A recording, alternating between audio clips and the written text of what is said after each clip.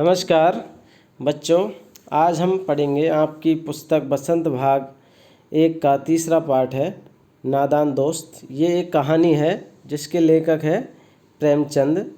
इनका पूरा नाम है मुंशी प्रेमचंद। ये एक बहुत ही बड़े कहानीकार हुए हैं जिन्होंने बहुत सारी कहानियाँ लिखी है और उन्हीं कहानियों में से एक हमारे पाठ में दी हुई है और वह कहानी है नादान दोस्त।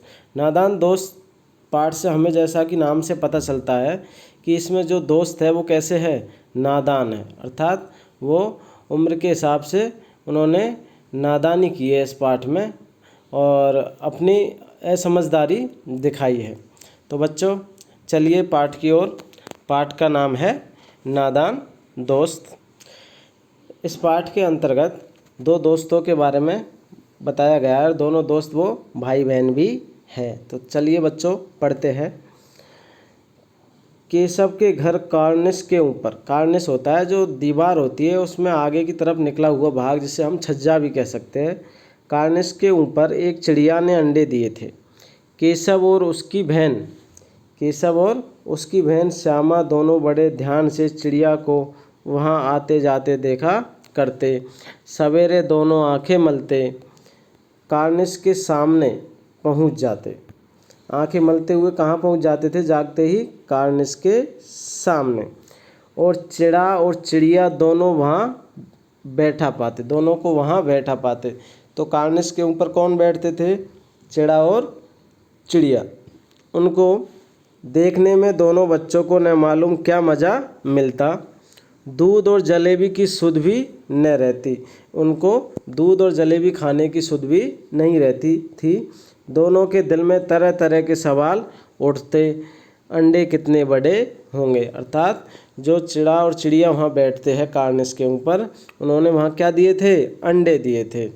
और अंडे अब वो सोच रहे हैं, दोनों भाई बहन, दोनों दोस्त, श्यामा और उसका भाई केशव, दोनों सोच रहे हैं कि अंडे कितने बड़े होंगे, किस रंग के होंगे, कितने होंगे, क्या खाते होंगे, उनमें से बच्चे किस तरह निकल आएंगे। उनके मन में कई तरह के सवाल चल रहे थे। तो बच्चों के पर कैसे निकलेंगे, अर्थात उन चिड़ा और चिड़िया के जो बच्चे हैं उनके पर यानी पंख कैसे निकलेंगे, घोंसला किस प्रकार का होगा, कैसा होगा। और लेकिन इन बातों का जवाब देने वाला उनके पास कोई नहीं था। न अम्मा को घर के काम धंधों से फुर्सत थी और न बाबूजी को पढ़ने लिखने से। दोनों हमेशा बिजी रहते थे। दोनों बच्चे आपस में ही सवाल जवाब करके अपने दिल को क्या देते थे? तसल्ली दे लिया करते थे। श्यामा कहती, क्यों भैया, बच्चे निकल कर फुर से उड़ जाएंगे? फुर से यानी जल्दी से उड़ जाएंगे? ये श्यामा पूछती थी अपने भाई केशव से। केशव विद्वानों जैसे गर्व से कहता कि उससे, जैसे कि केशव बहुत बड़ा विद्वान हो, इस प्रकार गर्व से कहता कि नहीं रे पगली, पहले पर निकलेंगे, पर अर्थात पंख निकलेंगे, बगैर परों के बेचारे कैसे उड़ेंगे। श्यामा बच्चों को क्या खिलाएगी बेचारी? श्यामा कहती है कि बच्चों को क्या खिलाएगी बेचारी? कौन? चिड़िया। केशव इस पेचीदा अर्थात बड़े मुश्किल सवाल का जवाब कुछ न दे सकता था। इस तरह 3-4 दिन गुजर गए। दोनों बच्चों की जिज्ञासा दिन दिन बढ़ती जाती थी। अंडों को देखने के लिए वे अधीर हो उठते थे। उन्होंने अनुमान लगाया कि अब ज़रूर बच्चे निकल आए होंगे और बच्चों के चारे का सवाल अब उनके सामने आ खड़ा हुआ। वो सोचने लगे कि बच्चे अब निकल आए होंगे अंडों से, अब वो क्या खाएंगे, उनके पास चारा पानी कहाँ से आएगा। इस प्रकार दोनों भाई बहन आपस में बातचीत करते हैं। आगे, चिड़िया बेचारी इतना दाना कहाँ पाएगी कि सारे बच्चों का पेट भरे। गरीब बच्चे भूख के मारे चूं चूं करके मर जाएंगे। जैसा कि आपको यहाँ पर दिखाई भी दे रहे हैं, अंडे, चिड़ा और चिड़िया यहाँ पर बैठे हुए हैं। इस मुसीबत का अंदाज़ा करके दोनों घबरा उठे। दोनों ने फैसला किया कि कार्निस पर थोड़ा सा दाना रख दिया जाए। श्यामा और केशव ने दोनों ने फैसला लिया कि कार्निस पर क्या रख दिया जाए, दाना रख दिया जाए खाने के लिए, दोनों के लिए, बच्चों के लिए। श्यामा खुश होकर बोली, तब तो चिड़ियों को चारे के लिए कहीं उड़कर जाना न पड़ेगा। मतलब चिड़ा और चिड़िया को बच्चों के लिए दाना लेने के लिए कहीं उड़कर जाना नहीं पड़ेगा। केशव ने कहा, नहीं, तब क्यों जाएगी? फिर श्यामा कहती है, क्यों भैया, बच्चों को धूप न लगती होगी? अर्थात उनके ऊपर क्या आ जाती होगी, धूप। केशव का ध्यान इस तकलीफ की तरफ न गया था, और किसका ध्यान गया था, श्यामा का। बोला, ज़रूर तकलीफ़ हो रही होगी, बेचारे प्यास के मारे तड़पते होंगे, ऊपर छाया भी तो कोई नहीं है, अर्थात उनके ऊपर कोई छाया भी नहीं है। आखिर यही फैसला हुआ, उन दोनों में बातचीत के बाद यही फैसला हुआ कि घोंसले के ऊपर कपड़े की छत बना देनी चाहिए। जो उनका घोंसला है चिड़ा और चिड़िया का, उसके ऊपर कपड़े की छत बना देनी चाहिए। पानी की प्याली और थोड़े से चावल रख देने का प्रस्ताव भी स्वीकृत हो गया। अर्थात उन दोनों की सहमति से उन्होंने एक विचार बनाया कि वहाँ पर कपड़े की छत बना देनी चाहिए और वहाँ पर पानी की प्याली और थोड़े से चावल रख देना चाहिए। इस बात पर दोनों सहमत हो गए। दोनों बच्चे बड़े चाव से काम करने लगे। श्यामा माँ की आंख बचाकर अर्थात चुपके से मटके से चावल निकाल लाई। केशव ने पत्थर की प्याली का तेल चुपके से ज़मीन पर गिरा दिया और उसे खूब साफ करके उसमें पानी भरा। अब चांदनी के लिए कपड़ा कहाँ से आए? फिर ऊपर बगैर छड़ियों के कपड़ा ठहरेगा कैसे, और छड़ियाँ खड़ी कैसे होंगी? अर्थात वहाँ पर जो छड़ियाँ हैं वो किस पर खड़ी होगी? केशव बड़ी देर तक इसी उधेड़बुन में रहा। आखिरकार उसने यह मुश्किल भी हल कर दी। श्यामा से बोला, जाकर कूड़ा फेंकने वाली टोकरी उठा लाओ, अम्मा जी को मत दिखाना। श्यामा कहती है, वह तो बीच से फटी हुई है, उसमें से तो धूप न जाएगी। मतलब अर्थात उसमें धूप जरूर जाएगी। तो केशव ने झुंझलाकर कहा, तू टोकरी तो ला, मैं उसका सुराख बंद करने के लिए कोई हिकमत निकालूंगा, अर्थात कोई तरकीब निकालूंगा। इस प्रकार वो बातचीत करते हैं। आगे श्यामा दौड़कर टोकरी उठा लाई। केशव ने उसके सुराग में थोड़ा सा कागज़ ठूंस दिया और तब टोकरी को एक टहनी से टिकाकर बोला, देख, ऐसे ही घोंसले पर उसकी आड़ कर दूंगा, तब कैसे धूप जाएगी। श्यामा ने दिल में सोचा, भैया कितने चालाक है। गर्मी के दिन थे। बाबूजी दफ्तर गए हुए थे। किसके? श्यामा के और केशव के। अम्मा दोनों बच्चों को कमरे में सुलाकर खुद सो गई थी, लेकिन बच्चों की आंखों में आज नींद कहाँ थी, अर्थात वो अब उनकी आंखों में नींद नहीं थी, अर्थात उनको नींद नहीं आ रही थी। अम्मा जी को बहलाने के लिए दोनों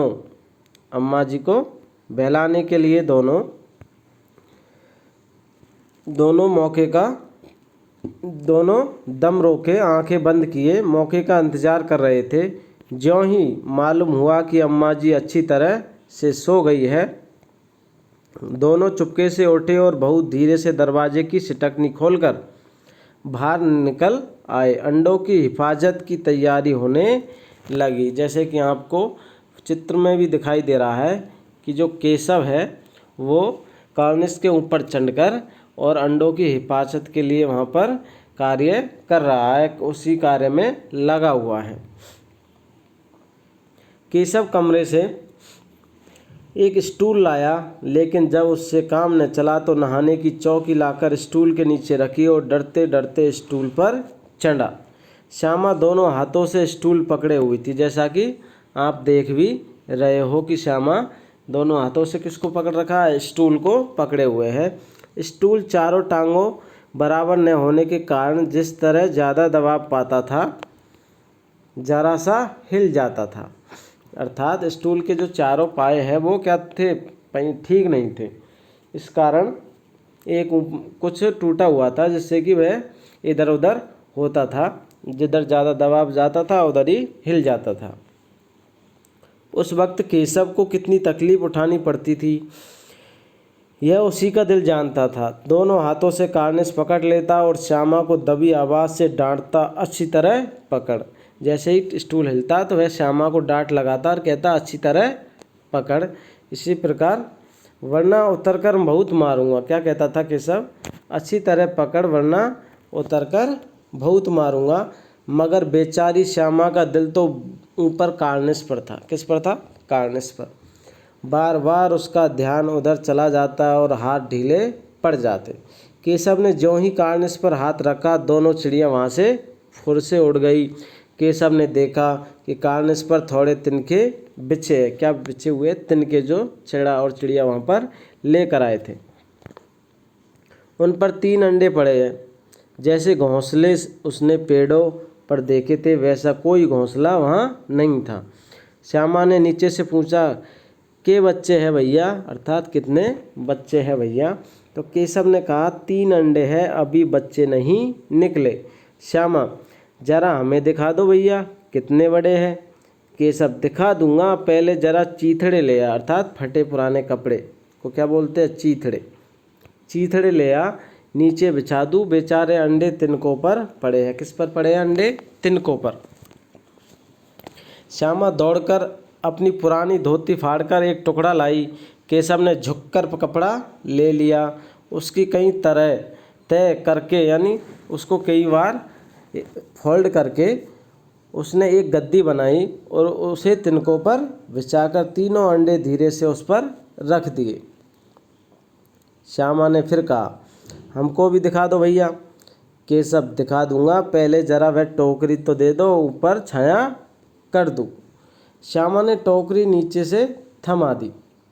श्यामा ने टोकरी नीचे से थमा दी और बोली, अब तुम उतर आओ, मैं भी तो देखूं। केशव ने टोकरी को एक टहनी से टिकाकर कहा, जा दाना और पानी की प्याली ले आ, मैं उतर आऊँ तो तुझे दिखा दूँ। श्यामा प्याली और चावल भी लाई। केशव ने टोकरी के नीचे दोनों चीज़ें रख दी थी और आहिस्ता से उतरा, अर्थात धीरे धीरे उतरा। श्यामा ने गिड़गिड़ा कर कहा, अब हमको भी चढ़ा दो भैया। केशव, तू गिर पड़ेगी। श्यामा, न गिरूंगी भैया, तुम नीचे से पकड़े रहना। केशव कहता है, न भैया, कहीं तू गिर पड़ा या गिर पड़ी तो अम्मा जी मेरी चटनी ही कर डालेगी, अर्थात बहुत पिटाई करेगी। चटनी का अर्थात क्या है? मतलब बहुत ज़्यादा अम्मा जी हमारी पिटाई या मेरी पिटाई कर देगी। कहेगी तूने ही चढ़ाया था, क्या करेगी देखकर। अब अंडे बड़े आराम से है, जब बच्चे निकलेंगे तो उनको पालेंगे। दोनों चिड़िया बार बार कार्निस पर आती थी। कहाँ पर आती थी? कार्निस पर।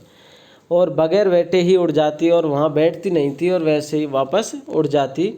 केशव ने सोचा, हम लोगों के डर से नहीं बैठती है। स्टूल उठाकर कमरे में रखाया और चौकी जहाँ की थी वहाँ पर रख दी। इस प्रकार आगे श्यामा ने आँखों में आंसू भरकर कहा कि तुमने मुझे नहीं दिखाया, मैं अम्मा जी से कह दूंगी। किससे कह दूंगी? अम्मा जी से।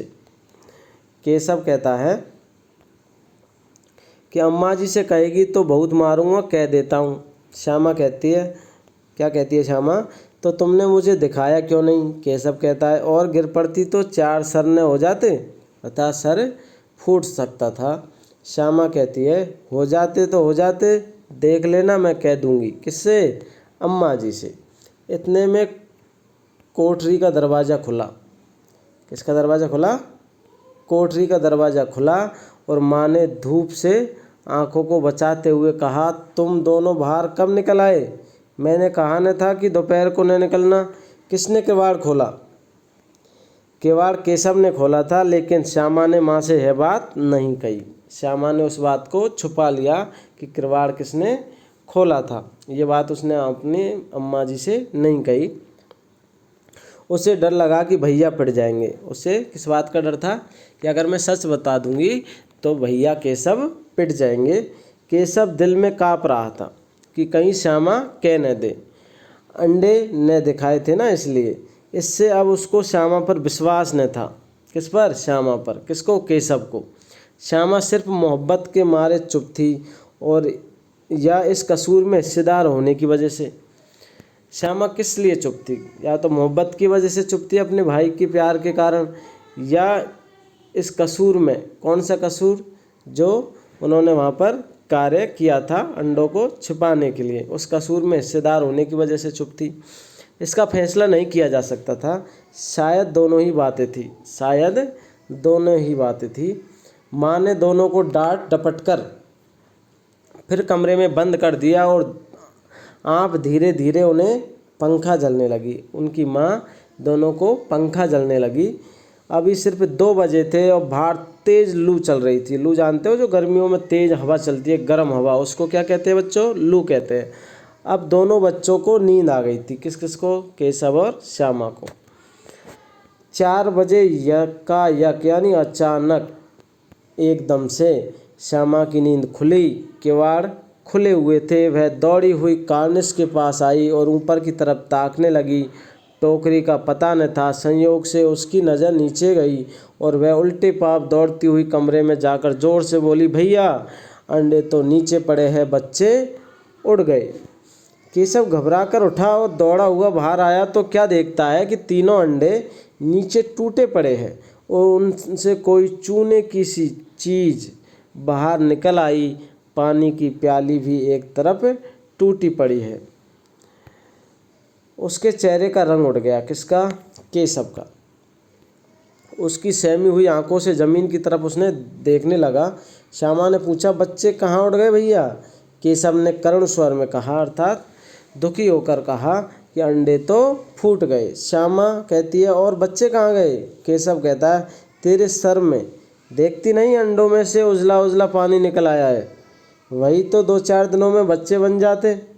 माँ ने सोटी हाथ में लिए हुए, सोटी अर्थात डंडा हाथ में लिए हुए पूछा, तुम दोनों वहाँ धूप में क्या कर रहे हो?